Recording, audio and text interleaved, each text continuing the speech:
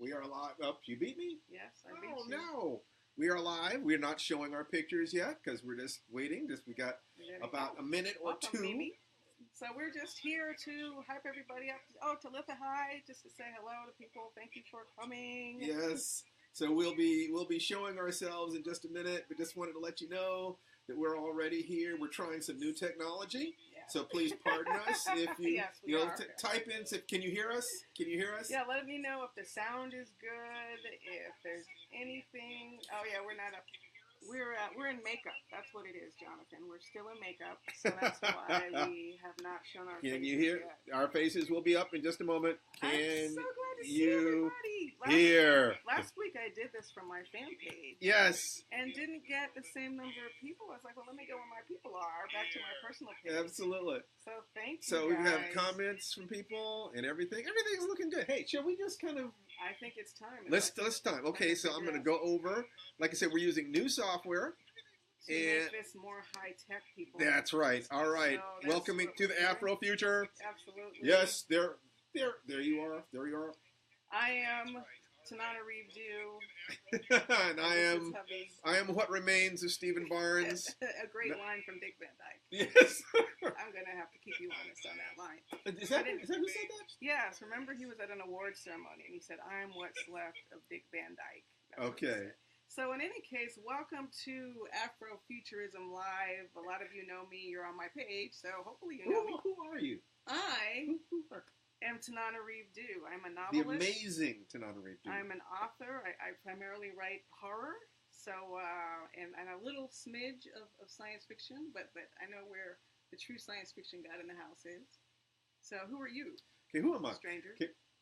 I'm Steve Barnes. And it is my real pleasure to be here. I'm really enjoying doing these shows so much because I've wanted for so long to have a way to just communicate with people. So what you're noticing if you do is that every week we're getting just a little bit more professional. Yeah, we're just trying. adding a few little different things here and there, which makes it possible for us to communicate with you and say hi and share stuff with you. Before you know it, we'll have rolling credits and all kinds of stuff going on. But right now, we are really just yes, and people are saying hi. Here in my office. Oh, good. My office is our you too. studio. We love you. Yes, we do. Oh, we totally love you guys. Thank you so much for coming. This has turned into a weekly. Really, it's a show. Let's call it what it is. That's what it is. Show with me and Steve. And all you have to do is let us know what it is that you want from us. How it is that we can serve you. I start every morning asking, who can I help today?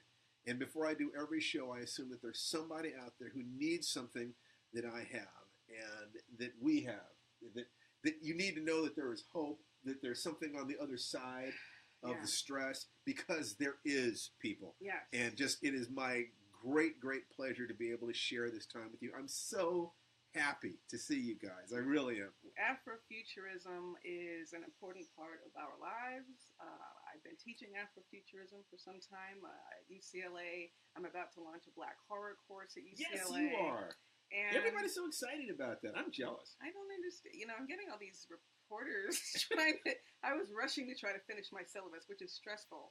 Those of you who teach know how stressful it is to create a new syllabus. So here I am, weighing every decision and every piece of work, and I have reporters asking to see it. I have other writers asking to see it. How do you do that? So in any case, but it is exciting for us to be here because we really, really do believe that art can help change the world. That's why we're here. That's why we talk to you every week about what we're working on, about current events, which often are very heavy in the news, and how art can help us recenter ourselves, express ourselves, and specifically Afrofuturism. No, let me just, out of curiosity, because I don't think we've ever done this, how do you define art? Oh, come on. Yeah, come on. Art. How do you define art? Art, that's a difficult question for me, but art can be, in the traditional sense, art can be music, writing, visual arts, films, of course, but, when you see something random in nature and take a picture of it, that object also becomes art. So art exists before we describe it as art sometimes, and we don't always create it. We just notice it, you know. But in any case, Afrofuturism, as we define it, and this is a question that's come up, is really Black speculative art. So it's the fantasy, science fiction, and horror that centers a Black experience, using metaphors and symbols, and often drawing on history, and often, thus the word futurism, pointing a path forward to the future. And that, as I said, as I said about art, it can be music, it can be a photograph, it can be literature like Octavia Butler, Nnedi Okorafor, N.K. Jemisin, these kinds of, well, Stephen Barnes, Tananarive Due, music like Janelle Monáe, George Clinton, and it's a sort of, it's an artistic conversation as we're all trying to really, literally just find our way at this point. It's been a difficult time, It has. to say the least. I would say that art is self-expression. It's the expression of the deep self, who it is that you really are at that core level.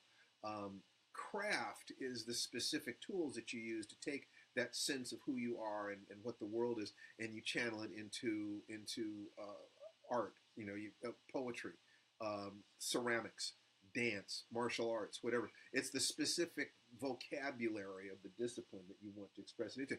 But the core question is, who am I? Right. And what is the world? Those are the two questions, whether it's philosophical or artistic. Those are the core questions that you're asking, and then an artist can ask.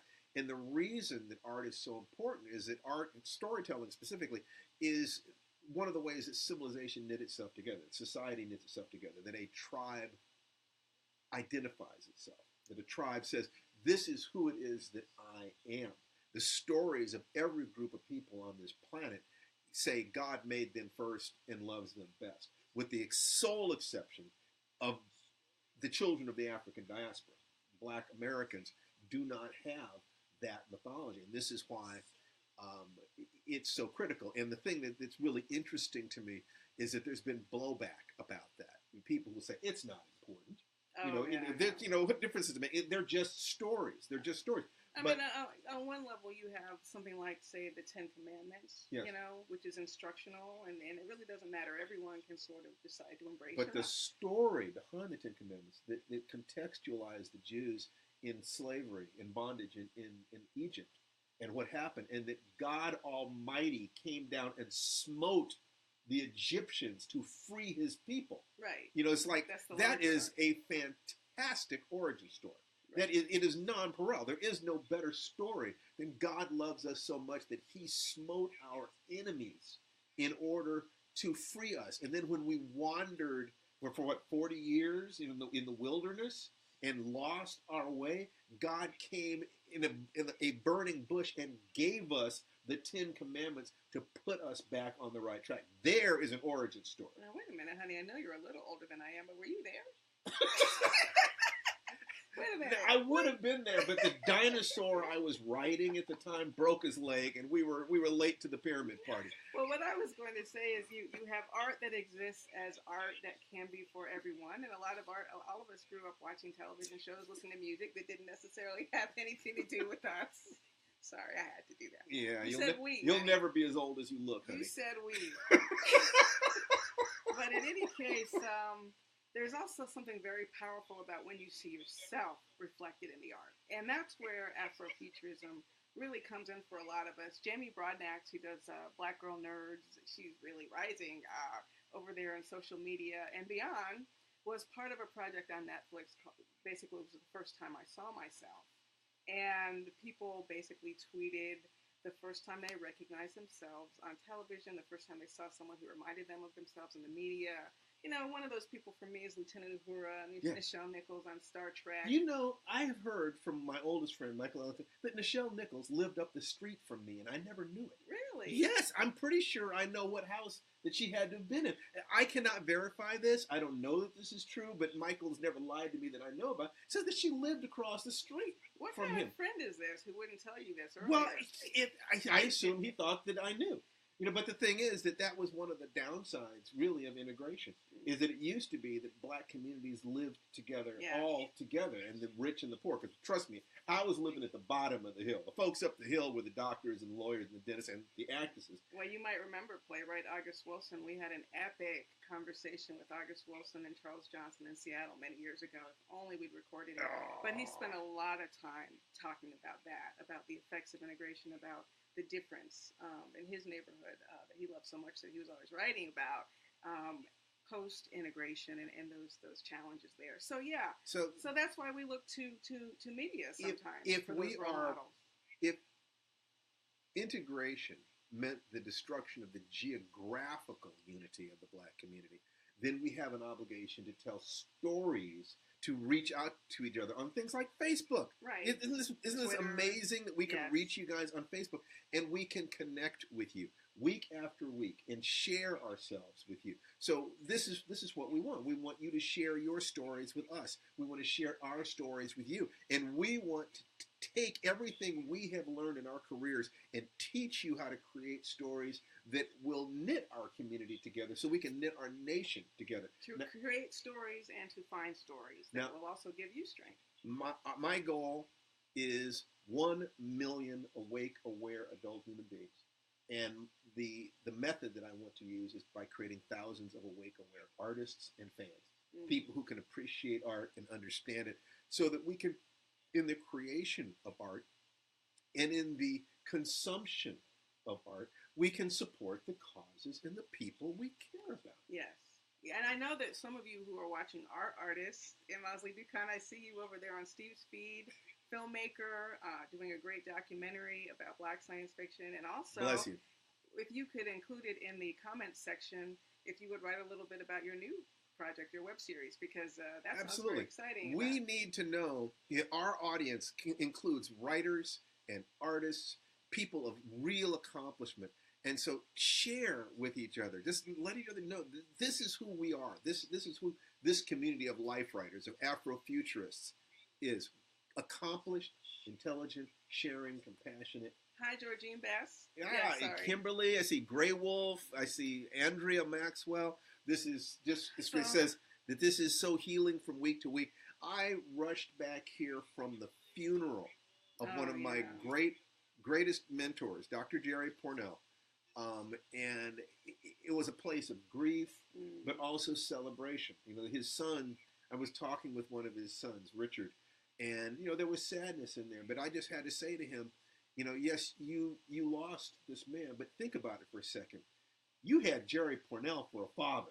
I mean, it's like you had this man for your father for all of these years. That is an amazing thing. And the cost of love is caring about something enough to feel grief when you lose it. Yeah. But that's the price we pay. But love is what makes the grief and the fear and the pain worthwhile. Absolutely. And having it's so hard in our current society to walk around feeling open-hearted, because if you pay even the slightest bit of attention to so many different issues right now, there are attacks on all fronts, actually. It's so easy to feel dispirited and hopeless. I've seen some hopelessness popping up on Twitter. I don't know what you were about to say. No, it doesn't matter. Go. But Officer Jason Stockley was acquitted in St. Louis, and this is a very typical case where it's so difficult to get a police officer convicted for an unlawful killing.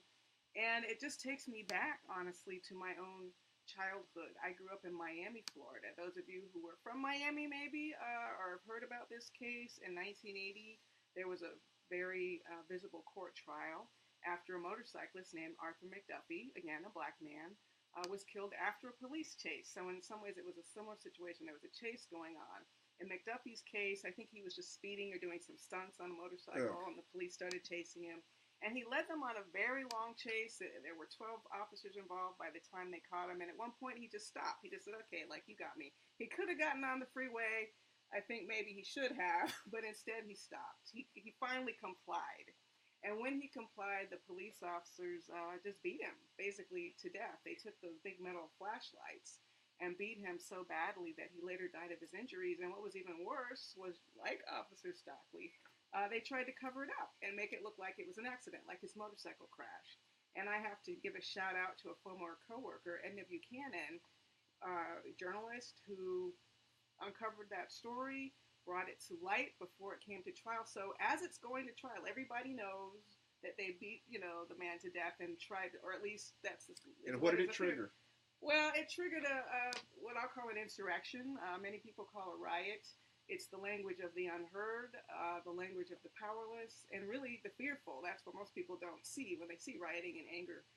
They don't see the fear underneath that. But for a community with bad relations with police, if the worst case scenario comes true, which is literally an officer can kill you and not be held accountable, it does breed great fear. There's very little reason then to want to comply. There's no hope or faith in the system. And what happens is that this can go on for centuries of lack of justice. And then what will happen is people will pretend and say, well, why don't you people just respect the police more? These images aren't important. This didn't happen. The amount of gaslighting, the history is not what the history is. It's no matter phenomenal. What the situation. You could be John Crawford shopping for a BB gun at Walmart, and someone calls show the them police. the picture from the. From the Miami.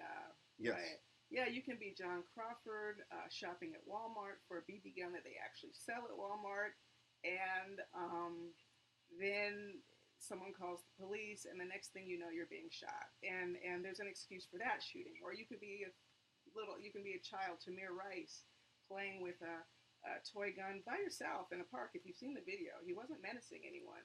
And also in that case, there are excuses for why it happens. Every single case is like an excuse for it. Every single case is treated like an isolated event. That's right. Whereas it's not. They're not isolated events. They're events that are continuing. So this is very dispiriting. And when I was in Miami, this is a photograph from Miami in 1980. I won't say exactly how old, but I was in middle school and very down, as some people, maybe some of you, are feeling right now. The cafeteria was playing Muzak to try to keep us calm. We had this tri-ethnic middle school. I guess they were afraid we were going to riot. And in the midst of all this, just feeling so hollow and like, oh my God, my life doesn't matter, I started writing a prose poem called I Want to Live.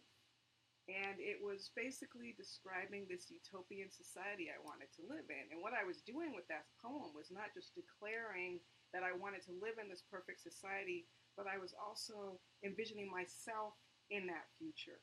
So it was sort of a kind of Afrofuturism that I was writing as a young person, even though I didn't know it. And it was actually very healing for me to do that. And it did make me feel a lot better. In fact, I was at my son Jason's school this week because Steve and I started an authors club at our son's a writing workshop at the local junior high school. The authors club, and I told them that story about how I didn't go into all the details, but how I was feeling so bad, and I wrote this, and it made me feel better. And I also use that kind of metaphor in preparing for this horror class. I've been watching a lot of horror movies, reading a lot of horror stories. Drag me to the briar patch. And it really strikes me how horror has this power to take something that represents forces of evil and make it something that you can, if you can't beat it, at least you understand the rules. If you lost, there were rules, and you just couldn't overcome it. But it sometimes seems that when we're facing these incidents in real life, there are no rules. There is no monster. There's no say this 3 times. There's no curse. It's just people hate you on sight because history, because fear of the other, because, all these other reasons. There is research that suggests that people who are recovering from operations or are waiting for people to come out of the operating room, if they're just watching television, news shows, stuff like this, there's one level of recovery. If they're reading nonfiction, there's one level of recovery. But when they're reading fiction actually helps them heal faster or deal with the stress of waiting. I believe that it's a matter of contextualizing our lives, that there is a pattern that exists. And it is important. And we've been told many times, when I was a kid, television today is still not perfect. Right. But when I was a kid, I could go an entire year and not see a single black person in a lead role in a movie. Wow. And I could go several years, I mean, without one on a lead role on television. Hmm. You know, Julia was the first one that I ever saw. There had been some stuff earlier than that, but it wasn't until almost the 20th century almost ended before there, like Deep Space Nine was the first dramatic television series with a non-Caucasian male that succeeded. Mm-hmm. You know, the lead is the person whose name comes first in the title. So, you know, I Spy and stuff like this were co-leads or you know, co-stars. But in terms of a lead, and what I got told when I would say something about this is, it doesn't matter. You know, that doesn't matter. It doesn't matter that you don't see yourself in movies. It doesn't matter that you don't see yourself in books. Now, those of you, you know, women, how many women out there were told that it didn't matter that these heroes were not women? How many, do we have any gay brothers and sisters out there who were told that it did not matter that you were not able to see love expressed in a way that reflected your reality? How many of you have you had that experience too? Because I know I had that experience, and I want to know: am I talking to people who have felt this, who have experienced this? Give us little likes or hearts. Yeah, just give us little likes if you understand exactly what I'm talking about. And also, that people told you it didn't matter. I want to invite all of you to please stay until the end. We usually say this earlier, but if you stay until the end, we do have a special little surprise for you, and an opportunity at the end. So please hang on. Yeah, so good. Everybody. We have likes. We have hearts. So you're feeling us. They will tell you it doesn't matter, that your representation does not matter, and I'm here to tell you they're lying to you. They have lied to you. My friend writer Rosalind Bell just typed in, Rosalind, get off the phone so I can call Thelma and tell her to turn on Channel 7. There's a Negro on the Dean Martin show. Which is so true, though. I mean, the sightings were so rare. That's right. The representation was so rare. We would take anything. Rochester on the Jack Benny show. I would take anything. And Tim Moreland in those old, old 30s and 40s. Yeah, Catch That Ghost or whatever that was. He was the one who could do the buggy eyes better than anybody. Really talented. Yeah, I ain't scared of no ghosts. Yeah, that kind of thing. I was listening to on the radio today. They had some white guy pretending to be black on one of the radio shows, talking about how mass have been attacked. You know, and I'm just like saying, oh my God. No, this was a dramatic series, you know, and one that usually is pretty good about this stuff. Yeah, I want to, the erasure is so powerful on so many levels because it leads to the misconception that this has not always been an inclusive nation and an inclusive society. Just because there weren't gay people talked about openly doesn't mean that there weren't gay people back in the day. The Old West was notoriously multicultural because a lot of freed slaves moved out west to settle, but Hollywood selected stories about white cowboys. So a lot of people today honestly really don't understand that it's not just that the country is changing, which yes, there are some demographics that are changing, but we've always been here. But what's changing is that the narrative is changing. Yeah. Now there was a picture that we wanted to show of a wonderful young lady. And I just cannot wait to put her up here for you. And what we have... Bree Newsom. Oh, I'm looking Bree at him Newsom. doing it. I should be doing it That's too. right. You get your picture up there. So Bree Newsom climbed up the flagpoles in North Carolina? South Carolina. And took down the Confederate flag. Now, this Confederate flags, Confederate statues, and so forth have been coming down across the country and across the South. And the same people, it feels to me, the same people who told me that these images don't matter, right, that mythology doesn't matter, are now screaming they're taking our history. Having a hard time with it. The trouble is that the story of the South, they act as if the South was a nation. It was a nation. If it was a nation, it was not recognized by a single other country. So am I a nation if I just declare myself one? Or am I a nation if other nations say you're a nation like us? The South was able to sell its story about what it was, about what slavery was, about what the Civil War was. That story maintained itself for 150 years after the Civil War ended. And as we start taking down these symbols, We're disassembling the story. We're not stealing their history. We're disassembling their story. And they are squealing like stuck pigs. Which just goes to show, yeah, those stories matter. And it's about time that some of the stories were showcased that empower more of us. Yes. So here's what we're saying. Afrofuturism matters because storytelling contextualizes the past. Yes.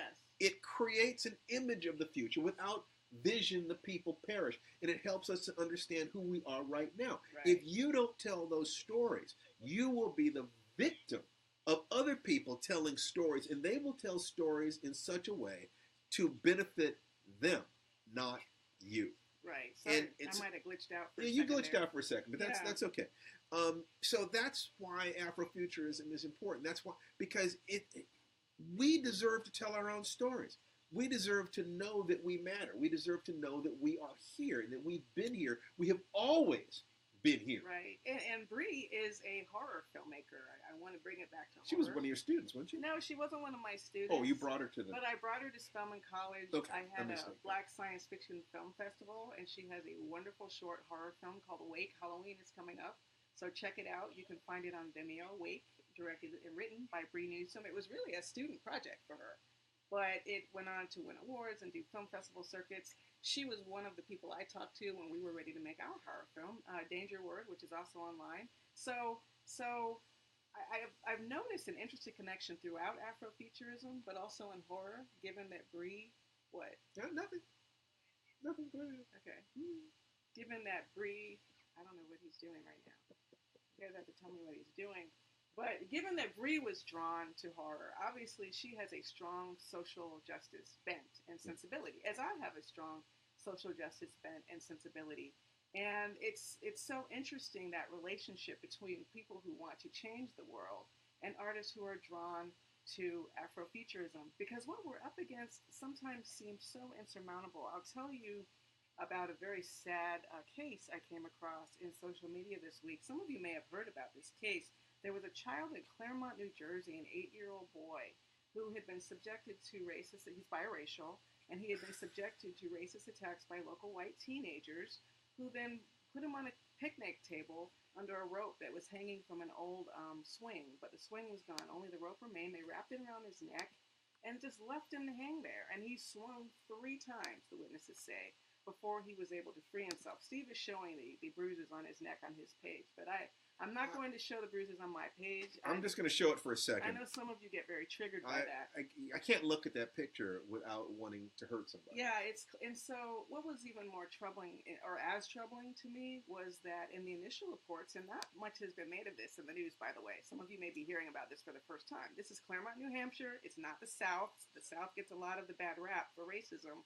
but racism is not confined to the South. No, not at all. And also, the police chief, Mark Chase, his comments were really disturbing to me, because they basically centered the perpetrators. Sort of this idea, well, you don't want a mistake to follow these young kids for the rest of their lives, without really discussing the victim, and even more importantly, say that our town will not stand for hate crimes, because then it makes it safer for other people of color. Apparently there was a vigil for this child. He didn't die, but there was a vigil Tuesday, and at least one person did show up and say white power. So even though the town has tried to sort of pull away from the racial component, initially kind of characterizing it as an accident and this kind of thing, it is a racially motivated crime, and it makes me think of Emmett Till. It makes me think of history and all those different attacks in history that have left other young people dead, sometimes on the basis of a lie.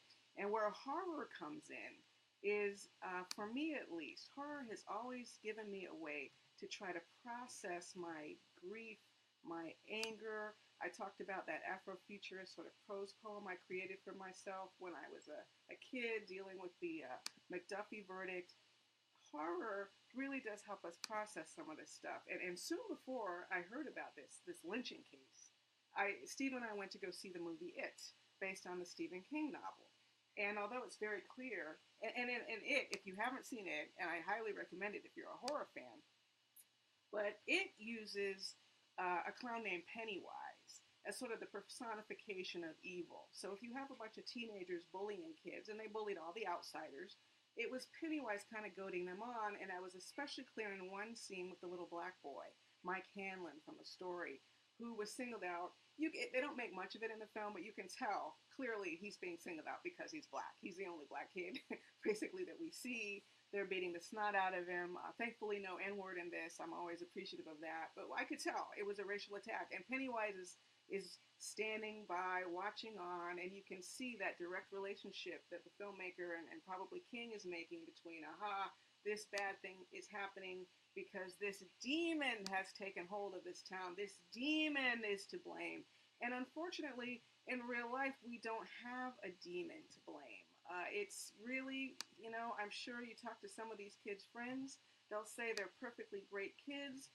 Their families, they're probably very fine people. The banality of evil. The town is probably a great place to live, if you look a certain way, certainly. But this is really the insidiousness of racism and systemic racism, white supremacy, is that it's so much in the air that we've actually reached a point where the people who are pointing it out are demonized as the racists. Well, when you have so much privilege that you don't even see it, right. That you don't even see it. In other words, okay, and I really don't like breaking things down to black and white, but sometimes it's a useful thing.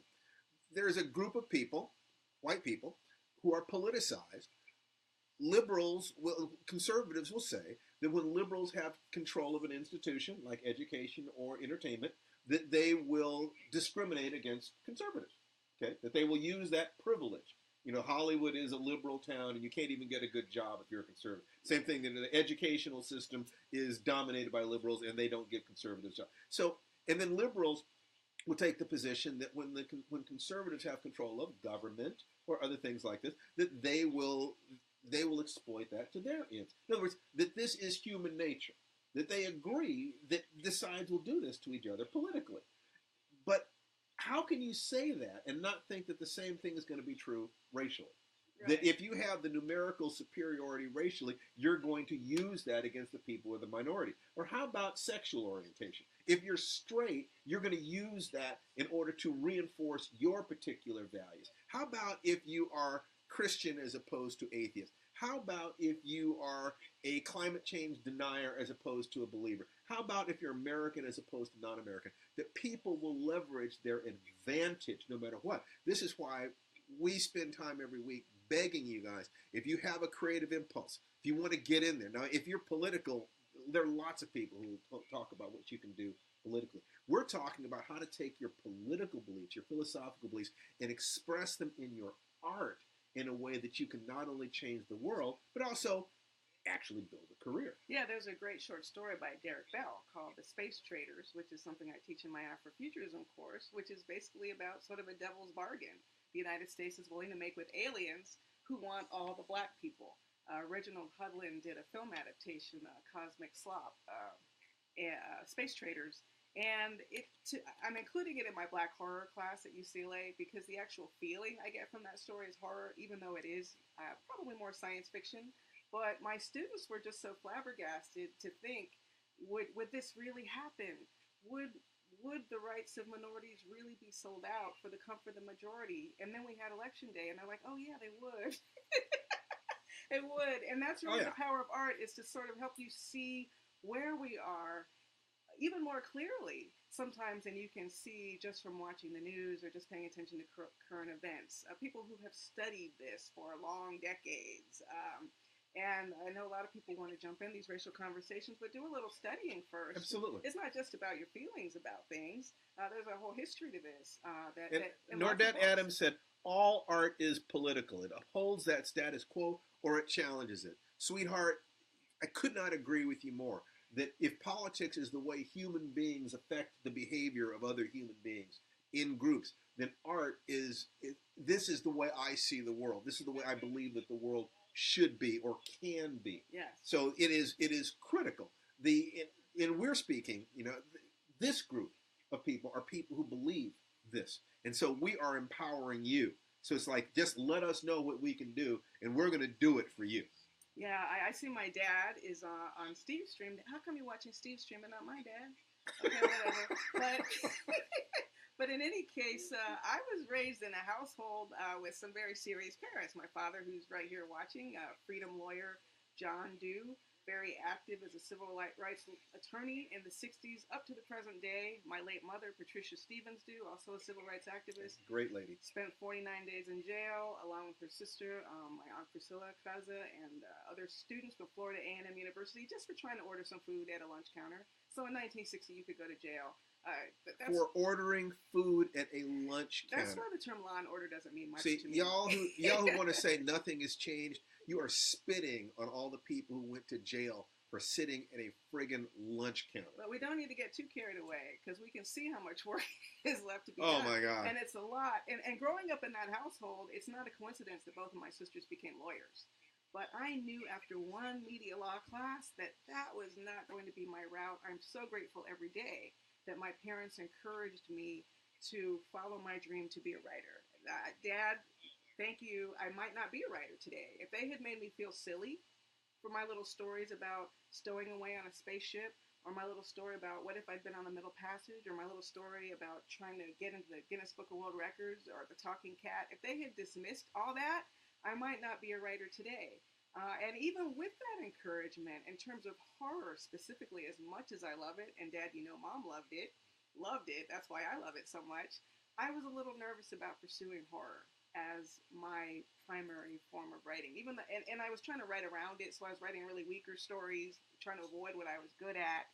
And it was really, two things happened. I read the book Mom and Day by Gloria Naylor, which is fantastic, and it's art, and it's so well written, and it also has the metaphysical elements to show me, oh, okay, well, she's doing it. But also, really, it was a phone interview with Anne Rice when I was working for the Miami Herald. Right. Yeah, I was working for the Miami Herald, and it was just a phone interview. I had actually never read Rice, although she was huge. She was a big best-selling author. But I did my research. I read my book for the interview. And I asked her sort of leading questions. You know, some of you who are writers know that when reporters talk to you, they're really trying to answer questions for themselves because they want to be you. So I was asking her questions because I wanted to be like Anne Rice. And I said, how do you answer criticism that you're wasting your talents writing about vampires? And I braced for her to be offended.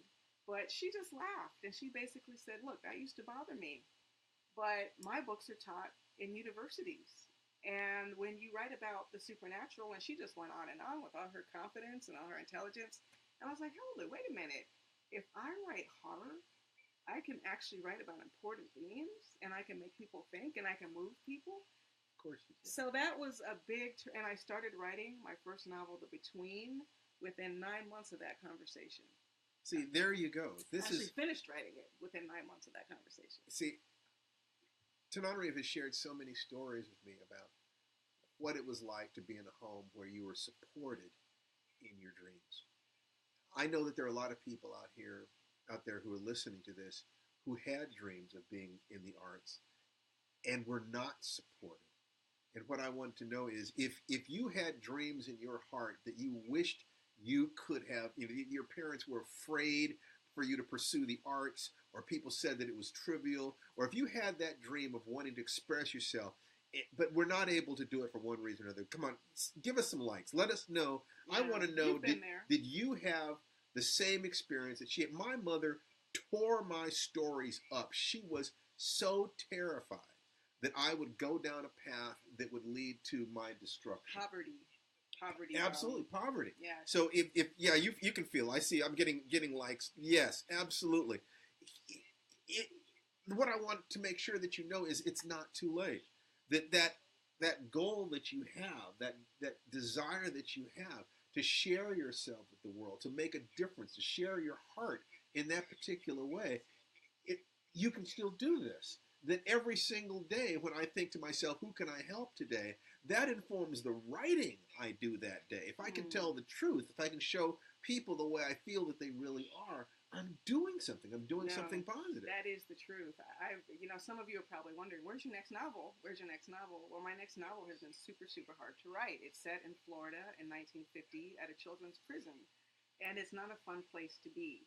And every time I kind of fall away from it for a little while, oh, I'm working on a script. Oh, I have to grade student papers. Oh, I'm going to watch Netflix or whatever it is. Right. A story like this attempted lynching happens in New Hampshire. And I see that little boy.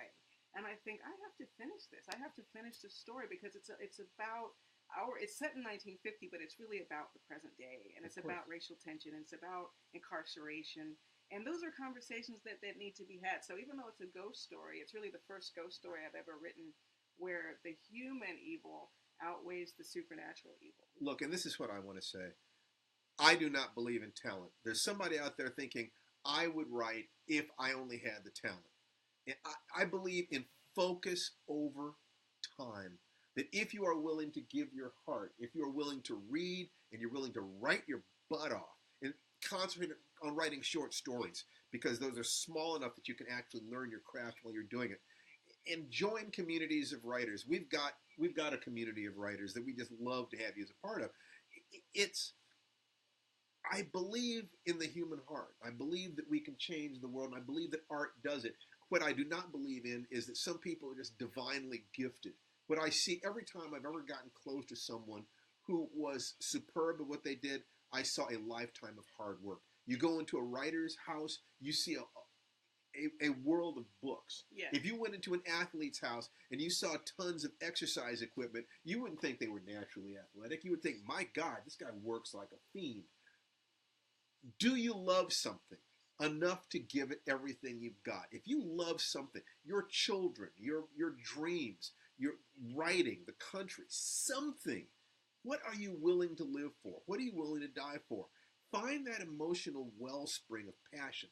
Then gain the knowledge, the technique that enables, that the passion then drives. And you have your best chance of living a worthwhile life. Absolutely. I just know I always wanted to be a writer. I saw a comment from let me say it, Oforiwa. I hope I'm pronouncing that correctly. I apologize if I'm saying that wrong. Angry because his parents told him to get a real job. Well, my parents also told me to get a real job. I was a journalism major in college, and I did sort of creative writing as an underground major because, and I don't know that that's the way to go nowadays, but back in the day, that was a pretty steady form of employment to be a journalist. So I did have a backup plan, and I did work for 10 years full time while I was working on my fiction. But it also led to some opportunities, interviewing Anne Rice and meeting Stephen King. Stephen King. Let me tell you that story. Please do. In fact, I'm going to put up my little picture. Stephen King's 70th birthday is coming up soon. So we're going to put that picture up here. Yes. Let me get that picture, and then I want to hear this story. So I played from time to time. Well, wait. Let me just start at the beginning. Here I am, a young writer. I'm also a reporter for the Miami Herald. I had only published one book at that time, but I was a horror writer, and I had grown up loving Stephen King. Who didn't, if you were coming of age during that time? And I heard that King was going to be playing with the Rock Bottom Remainders, which was a rock band made up of writers who performed at the Miami Book Fair every year.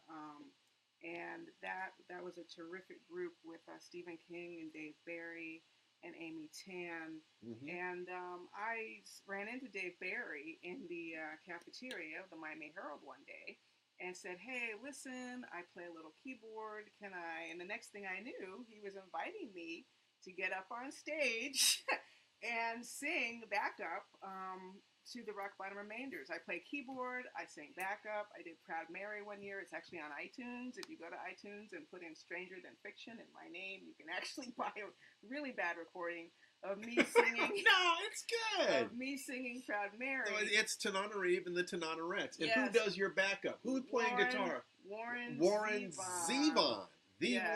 Werewolves of London. Warren Zevon is doing the Ike Turner role on Tananarive singing Proud Mary. So you've got to listen to this. If that wasn't the most amazing thing ever that I got to do that, which is sort of like, I was always a frustrated sort of rock star musician anyway. But after that, I got to give Stephen King a copy of my book, The Between. I figured I had a choice. I could either get an autograph or I could give him a book, because I was too shy to do two things. So I ended up giving him a copy of my book, The Between. And when it was time to publish my second novel, My Soul to Keep. I made myself have the nerve. I was in the Horror Writers Association. I found out a way to get, a fax to him, asking him if he would be willing to blurb My Soul to Keep. I was so shy. I didn't think he would do it. But one day I came home from work, and there was a letter in my mailbox from Bangor, Maine.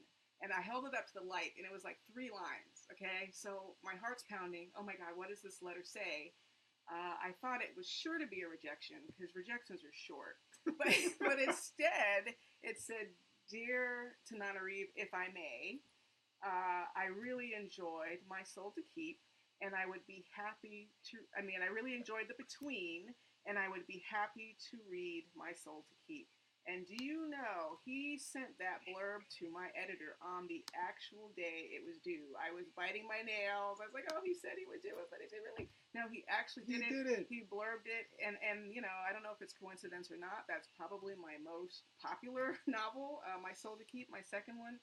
And it is the one that Stephen King blurbed, and that was just about having the nerve to ask him. And we cannot use names right now. But what just happened with My Soul to Keep, my dear? Oh well, an Oscar-winning producer.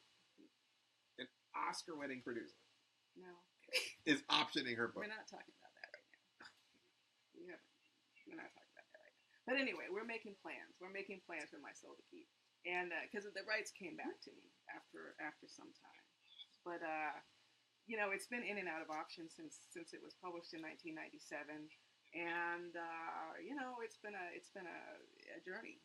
I've met a lot of people, and Blair Underwood had it under option for a decade, and we came so close at Fox Searchlight. So fingers crossed that that something happens with that.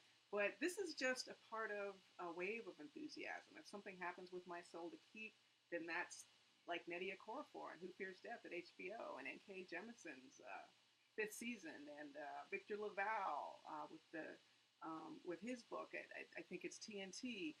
So a lot of Afrofuturistic artists are starting to fly and soar right now, as the wider community is seeing the value in these stories of leadership, these stories of overcoming great odds, and just looking different than what we're used to. I think that a lot of people, and I hate to put it this way, because I lived in the South for 3 years, and my sense was that these were wonderful people, good people, warm and sweet people. They also have an unfortunate history that they've felt obligated to defend, and I think that has created some real misery. But one of the things they did was they sold a narrative of what black people were that was simply not honest. And as that narrative breaks down, I think that there's a fantastic opportunity for artists of color, for black artists. And people who love art of color. That's right, too. Because if the mythology was not accurate, then the question remains, well, if they're not these natural slaves, if they're not these servile people, if they're not these monsters as presented in Birth of a Nation or whatever, then what are they really? Who are these dark-skinned people? Do they hate us? Do they fear us? What are their hopes? What are their dreams?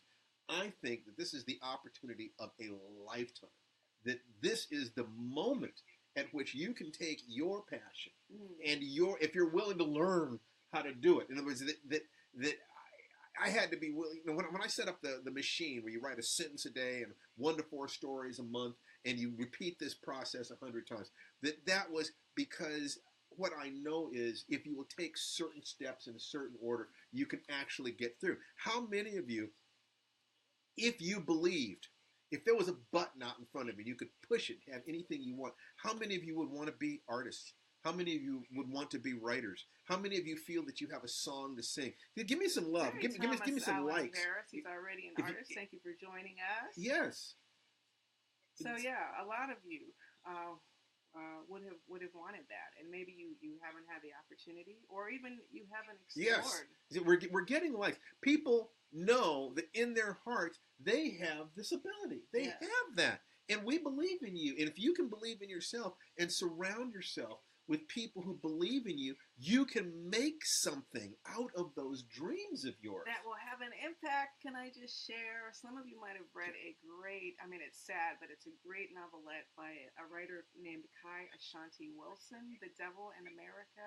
It was nominated for a Nebula and a Hugo. And Talk a little bit about it. I just found it. It's a complex story, but it's mostly about a young child from a magical tradition who meets the devil. And the context of the story is these mass killing events like Black Wall Street, like Rosewood, throughout history, to try to contextualize those in the sense of devilry, which again, I can understand that. The devil, that makes more sense to me than why a stranger on the street is calling me the N-word. You know what I mean? It's like, what? So as difficult as it is, it also, I just blogged about this week, it's on one level sort of almost a comfort that there is at least a reason that these bad things are happening. It's like, why do they hate us, Mommy? Yeah. I mean, Harlan Ellison, one of the greatest writers of the 20th century, just fantastic man, wrote a story called The Whimper of Whipped Dogs, which was about the killing of Kitty Genovese in New York, where all the people in her apartment building watched her being stabbed to death and did nothing. And in the story, the metaphor in the story was that they were feeding her to a demon, that they were sacrificing her to a demon. It was, how do we make sense of this kind of evil? When you take a look at these stories about that 8-year-old boy getting lynched, of this kind of hatred, this kind of fear, if you are willing to think this through and answer the question, why does this happen? How can human beings treat each other this way? And you can take these stories and take these realities and turn them into stories. Now you have spun crap into gold. Right. You've taken your pain and turned it into something joyous. And it's not only beneficial to you and cathartic for you, but you really don't know who your stories will touch. Because when I read The Devil in America, I was so excited that I found an email address for Kai Ashanti Wilson, and it turned out that he was familiar with my work. His mom loved my work. He'd read The Living Blood and The Good House. I'm going to just go ahead and claim him right now. I know he had a lot of other influences besides me, but I was like, yeah, he's mine. And whether or not it's an artist, just like a reader finding strength. I got a letter once from a reader who said she fought off an intruder in her house because she remembered the strength of Jessica from The Living Blood. And that's so moving because I've never had to do that. I write those characters in some ways to try to show myself how to be strong. Well, see, we all have wounds. You don't get through life without being wounded. You know, God knows that I certainly could not. I went into 40 years of martial arts training, trying to learn how to deal with my fear. And I talk about fear in my books. And what I'm hoping, what I'm praying, is that there's a little boy who's much like I was, who is as afraid as I was, who might be able to read something that I've written and understand that all what I really needed to know was that my fear didn't mean that I was a weakling. Right. It didn't mean that I was a coward. Right. It didn't mean that I couldn't or I shouldn't or I mustn't. It didn't mean any of that stuff. It just meant I was afraid. And that everyone else is afraid too. What matters is what you do with your fear. Yes. If I had only had someone to tell me that. Yes. When I think about what could I have done with those 40 years? What could I have done with that time? When we tell the truth in our work, communicate with each other, we're doing something that is almost uniquely human, which is to share our experience so that our children don't have to pay the same price that we paid to get as far as we got. They get to stand on our shoulders. Yeah, in some reason, it's in some ways it's almost just like the cave paintings. This is how you kill a water buffalo. Yes. You don't have to figure out how to kill a water buffalo from scratch every time, every generation. So yeah, I'm wondering how many of you who are listening out there would mind if we take some time. Look, how many of you feel that what it is that we have in terms of our writing is something that you would like to have more of? And we share, I think you can tell, we share everything we can with you every week. We answer every question. We got one question, by the way, I'd like to answer. Sure. That it was basically someone asked, how do I sell my stuff? Just like it was an artist who actually runs an Afrofuturism website. How does he sell his art, his stories? And there are 3 core aspects to selling anything, to marketing anything. The first thing is what's called your USP, your unique selling proposition. You need to believe in your stuff. You need to find something about your work that is absolutely unique. That there's nobody, there's no one like you in the market. And all you have to do that is be telling your truth. So that's the first thing. The second thing is that you have to find what's called your avatar. That is the perfect person, the perfect market for your work. Who is it that is if somebody was going to put a gun to your head and said, if you do not sell your artwork, your story today, I'm going to blow your brains out. Who is it that would be sitting across the table from you? You need to be a stranger, but somebody who is the exact person who needs what you have. If you can figure out and picture who is that person, one person who needs what you have, now your marketing can be aiming at appealing to that one person. So the first thing is your unique selling proposition. The second thing is who is your avatar? Who is your perfect customer? The third thing is the medium. How are you going to communicate with that person?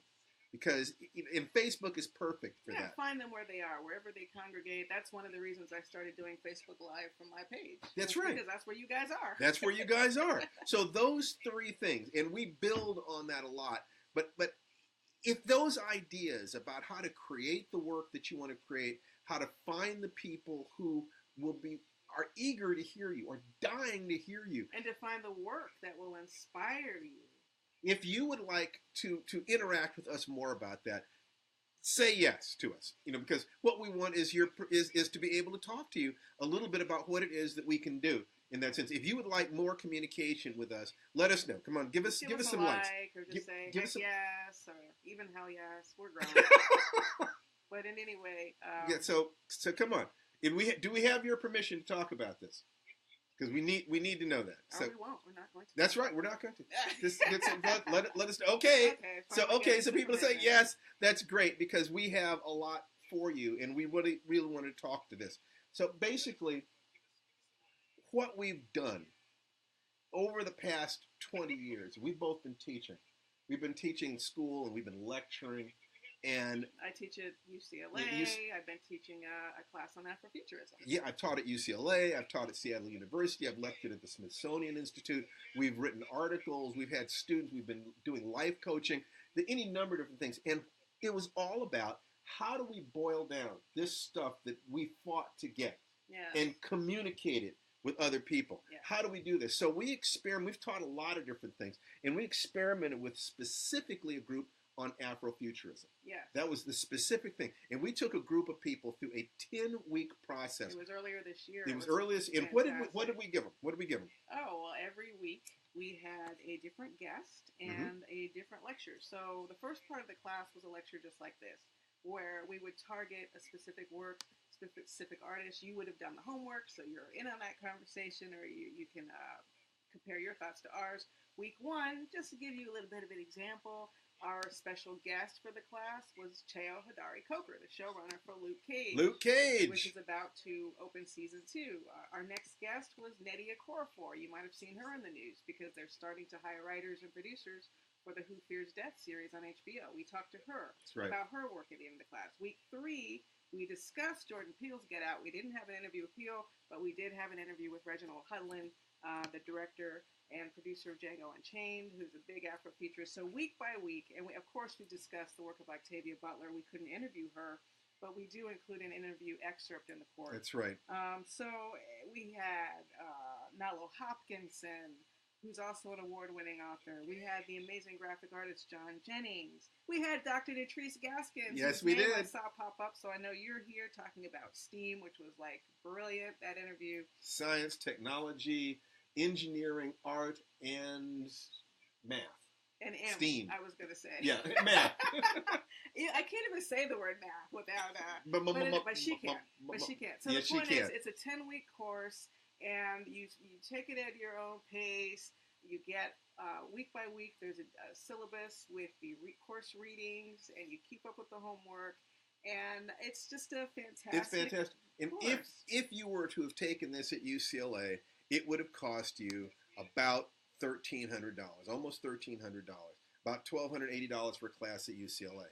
So that's the first thing that we've got, and the next thing that we did was that if you're going to be an artist, the thing that stands between you and being able to create is not lack of talent. It's going to be mostly your emotions. That you're going to be dealing with fear. You're going to be dealing with insecurity. You know, and even if you're not an artist, the ability to control your emotions during these what seem like terrible times, terrible times, really, is absolutely critical. So we created a suite of tools, mental tools, MP3s, to enable you to tap into. We used hypnotic techniques from neuro-linguistic programming, pan-cultural shamanism, the things that I've been studying over the last decades, and martial arts for teaching you how to flow. If you'd like to, we can destroy writer's block forever. The Focus and Flow course destroys writer's block forever. The Ancient Child course helps you to make contact with that little child inside you that has all your creativity and heal that so that you have access to parts of yourself that you may not have touched in years. The Fear class teaches you how to deal with fear in a way that you may never have before, so that fear turns into energy, because that's what it's supposed to be. And the Warrior Sleep class is all about teaching you how to go to sleep. You know, just being able to sleep so that you can recover from your efforts. So this is what it is that makes it possible to function as a creative person who's constantly putting herself out there, constantly putting yourself out there. Because if you can do that, then you have the chance to succeed. If you cannot do that, the stress will blow you out.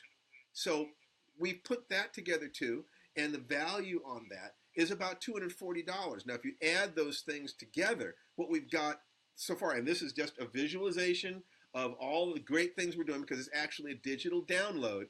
That means you get access to it on a weekly basis. We're sending out emails every week that have links to all this information. So it's the Afrofuturism course and the Emotional Care Toolkit. And which, if you were to get those two together, that would be worth about $1,520. About $1,520. The next thing that we're doing is the 3 greatest mistakes that new writers make. So we're segueing from things that are good for everybody.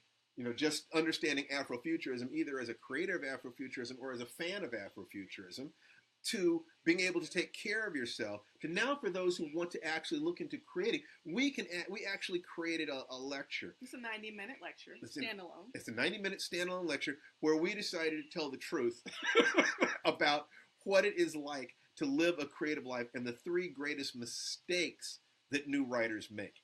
It saved a lot of time in your process. A lot of time, a lot of energy. As a writer. So if we total these things, so the Afrofuturism course, the Emotional Care Toolkit, the 3 biggest mistakes new writers make, we're talking about a value. I put a value on these things based on what would I pay for these things if I didn't already have this information. It's not what we're charging; it's what it's worth. Okay. You just want to make value that clear. Value of $1,720. The next thing that we're doing, because what our question was, if we're telling you that we're going to teach you enough about Afrofuturism to help change the world, we have to give you everything. And the next thing is that question about how do I market myself. We've actually created a course that uses one of the most ancient spiritual tools, the Enneagram, to teach people how to market in a spiritual way. And I got my Sufi teacher to talk about these things in a way that gets talked about very rarely. This is not if you're familiar with this symbol, this is not the Enneagram of personality. This is the Enneagram of process. It goes far, far beyond what 99.9% of the material on the market. And it's priceless. It's priceless. But I can say it's priceless, but we can still total up that value to around $2,000 if we were to total all this stuff up. Now, the last major thing that we did. Of course we did. I believe it was last spring. Last spring. Revolutionary writing. It was even before the last election. We could sort of see a lot of things in the air that were troubling. And we created a course really for people who would consider themselves social justice warriors, which is not, by the way, a dirty word. No, it's not. Social justice warriors, as opposed to socially hindered internet trolls. Look at the initials. Socially hindered internet trolls. What is a SH? Never mind. Basically, we did a full class on how to take the dreams in your heart, if you are politicized, if you're philosophical, how do you create stories that encode that philosophy, that can teach something or can move people politically without getting bogged down in the politics of it. Dogma. Dogma. To have stories that are thematically based and thematically strong. Like, let's say Octavia Butler, who wrote a great deal about hierarchy, but she wrote about it in so many different and unique ways. And we approach this from points of gender orientation, points of race, points of culture. We had Daniel Jose Older. We had David Gerald on there. So it's like the Afrofuturism course in that there is homework, like watching Ava DuVernay's documentary 13 to learn about mass incarceration. But also, we had guests. So there was a lecture part, there's a homework part, and there's a guest part. And this is all delivered through the internet. And it's, once again, so the revolutionary writing class, if you were to have taken this at a college, the classes at UCLA cost about $1,200.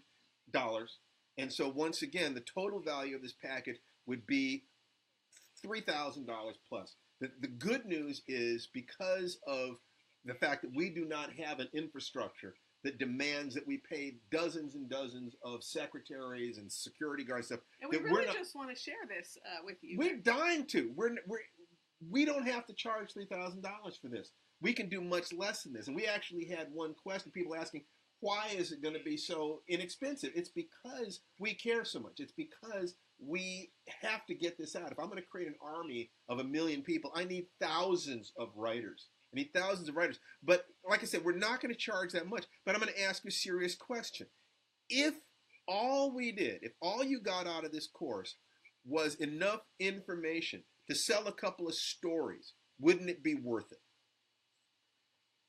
Yeah. It would be for me. If all you got from this was something that helped you change the world, wouldn't that be enough?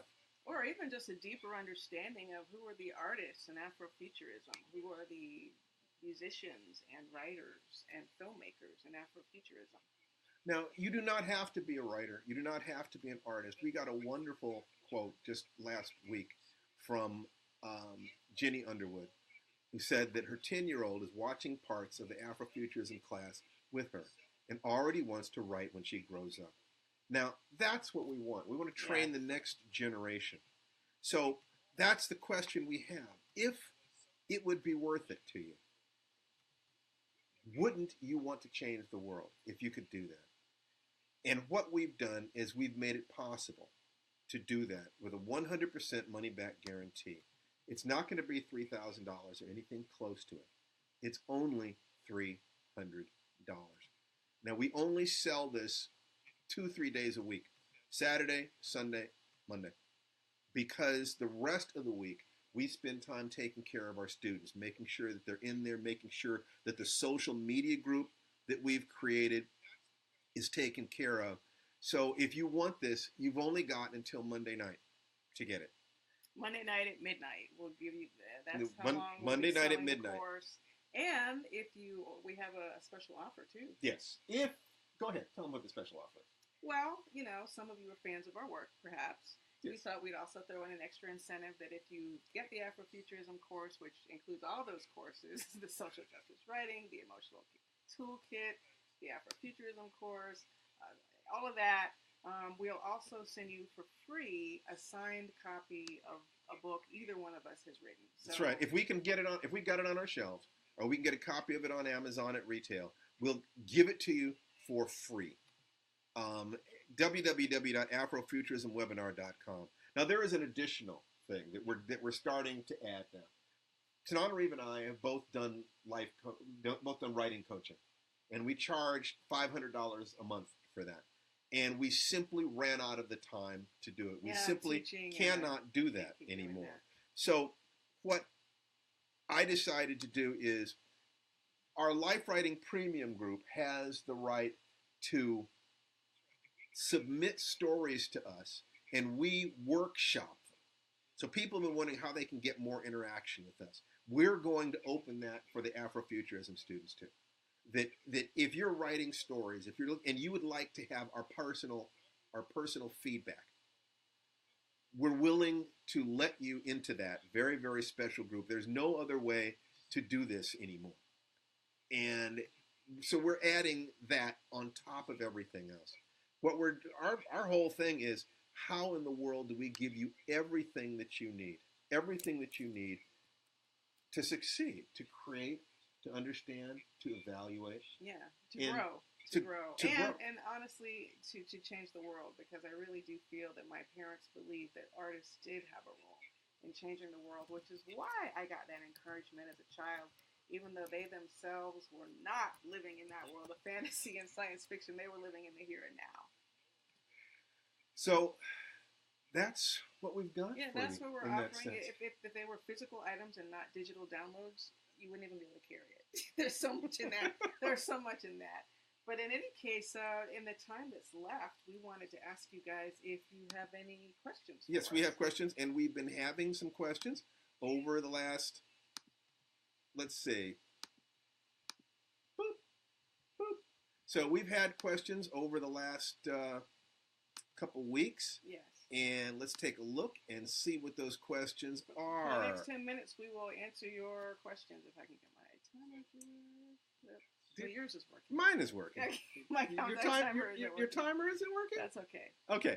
So just let them see your face. Let them see your face. Yeah. That's fine. So, people have asked, sometimes they ask, what is Afrofuturism? Afrofuturism is the science fiction, fantasy, and horror of the African diaspora. Yes. Of the children of the diaspora. It is our mythology, and it is a critical, if we're going to heal ourselves, if we're going to heal our culture, if we're going to heal our children, we have to be able to have stories that reflect our strength. Yes. Okay. Help us imagine ourselves in the future, and help our children imagine themselves in the future, and in a future that includes everyone. So what's another question? Okay, what's another? They got some extra time. They got a little extra time. Okay. Do I have to be a writer? No, you do not have to be a writer. You can be a writer. You can be a reader. You can be an artist. You can be a lover of art. You can be a teacher. You can be a parent. Yes. What we want is people who will march at our sides. Right. And I think that you deserve that. You deserve the ability to tell your stories in your way, and to raise your children in the way that you feel most inspires you. I mean, otherwise, what is life if you can't do that? Well, I can say with all honesty, as a writer, there are times I just have to step away and replenish myself with art to keep going. It's like nutrients.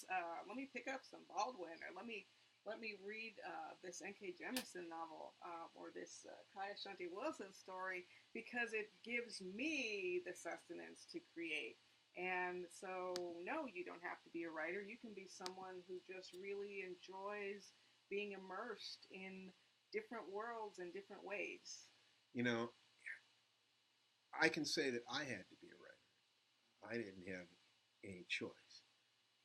I would rather have failed as a writer than succeeded in anything else. The only thing that even comes close to writing, there are only three things in the world that I care about. I care about my family, I care about martial arts, and I care about writing and teaching. That's pretty much it.